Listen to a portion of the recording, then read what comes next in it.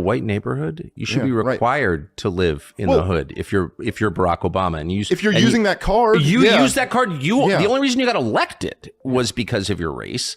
You spent your entire 8 years inflaming race hate in our country, and then you go to Martha's Vineyard, the whitest zip code in the world? Not allowed. Yeah. You're not allowed to do that. Dave Smith appeared on Tucker Carlson's show, and they both explored how Obama's leadership did not deliver the transformation the people had hoped for.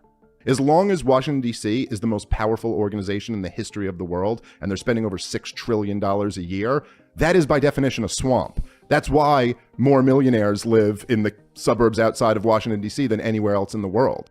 Honestly, you can't argue with this one. Washington, D.C. has become less about serving the people and more about self-preservation. I absolutely agree with that. And I do think I saw it change. I remember the moment it changed. And it was the moment when the Democratic Party subverted the so-called business community, which was always a kind of counterbalance against this, because the idea was the government makes it actually harder for people to conduct business. The whole system flipped when the rich and powerful decided to play on the same team, and it's been downhill ever since. It was so smart. He did it for the purpose of fundraising, and all of a sudden the Democratic Party became far richer than the Republican Party, and all the formerly Republican leafy suburbs around the country, Greenwich, Connecticut, and McLean, Virginia, they all went left, actually. It was brilliant and evil, but its effect was to completely wreck the country because there was no counterbalance against power at all. It's a dangerous game when the people with all the power and money are in charge. It leaves everyone in the cold with no one to fight for them. If you're in the leadership class, you have, and I mean, I've been in it my whole life, I know, you have a moral obligation to admit it. Yes. Because once you admit it out loud, then you realize there are, massive benefits to it, but there are also massive obligations to it. They're shirking their duty. That's right. That's what they're actually doing. And that's actually the opposite of being noble. Being in a position of power means owning it, not hiding behind a mask. It's easy to enjoy the perks, but you can't forget the responsibilities that come with the role. Unfortunately, most leaders today seem more focused on playing the victim instead. He also called out the story Michelle Obama is promoting. Michelle Obama goes to Princeton for free and has been in the ruling class her whole life. Yeah. And she's still lecturing you about how she's a victim of racism. Hillary Clinton, exact same thing. Goes to Wellesley, spends her entire life in the ruling class, and she's still whining about how she's discriminated against. Why are they doing that? Yeah. The irony in all of this. But it's not just Michelle. The elite class has been living it up while pushing us versus them for years. In a white neighborhood, you should be required to live in the hood if you're Barack Obama. And if you're using that card. You use that card. The only reason you got elected was because of your race. You spent your entire 8 years inflaming race hate in our country, and then you go to Martha's Vineyard, the whitest zip code in the world? Not allowed. Yeah. You're not allowed to do that. He has a point. Obama used race to get elected, yet he lives in one of the most exclusive, predominantly white areas in the country. If you push this narrative, at least stick to your roots, right? He was like, I love this country, and so do you, and so does John McCain. The men and women who have fought for this country have been Republicans and Democrats and independents, but they fought together and died together, not defending a red America or a blue America, the United States of America. And it's like, and then it's like, he didn't really say anything there, but but it was beautifully put. I'm 100% for that. Yeah.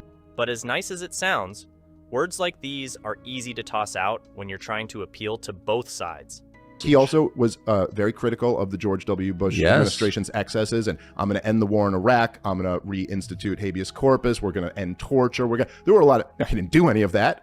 I guess he ended the war in Iraq eventually and then reinvaded the country because the ISIS fighters he was arming invaded the country.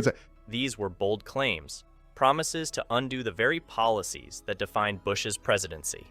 But as Dave points out, Obama's record on these issues didn't meet its expectations. His speeches caused hope, only to end in disappointment. Essentially what happened, and it was around Obama's re-election campaign, this is where things really went off the rails in this country, was that he got in there and continued and expanded all the worst of the Bush policies. Oh, of course. And so they almost had nothing to run on, and so they decided to pivot to a culture war instead. And this is this was a decision, and again, I don't know exactly what the conspiracy is, but this decision was made from the top down. The moment in Obama's presidency marked a shift from focusing on policy to something completely different.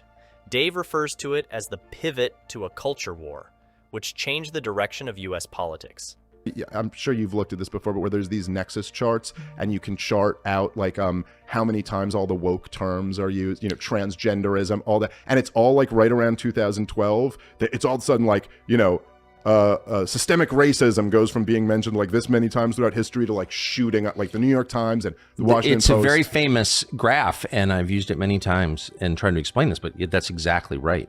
The sudden change wasn't just a coincidence. It was part of a bigger plan. As Dave points out, the timing was no accident, and its effects are still being felt today.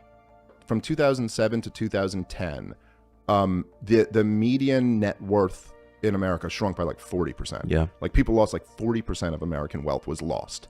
And, you know, you can imagine, especially now, like having kids, you know, at the time I didn't have kids and I was young. I was like, whatever, you know, bad economy. Oh, that sucks. But you can appreciate now, like, oh, what that would be like if you just lost 40% of your net worth. And this explains why millions of Americans were frustrated. A nearly 40% loss in wealth is huge, and for most people, the recovery didn't really feel like a recovery. And Obama's solution to this, right, the Obama recovery was, it was record high government spending and record low interest rates. This was, right, this was the solution, was this is how we're going to save the economy. We're going to bring interest rates down to zero. And so we're going to bring government spending higher than it's ever been before at that time. And so you can say on paper, there's a little bit of a recovery here, but what really happens in that environment? You know, this is a classic example of short-term fixes with long-term consequences. While the economy did see some recovery, it was built on shaky foundations. It's like all the politically connected people in Washington, D.C., they make more money, and the speculators have a field day because now everybody in Wall Street's making more money because you have to invest now, right? Because you're losing money if you just save.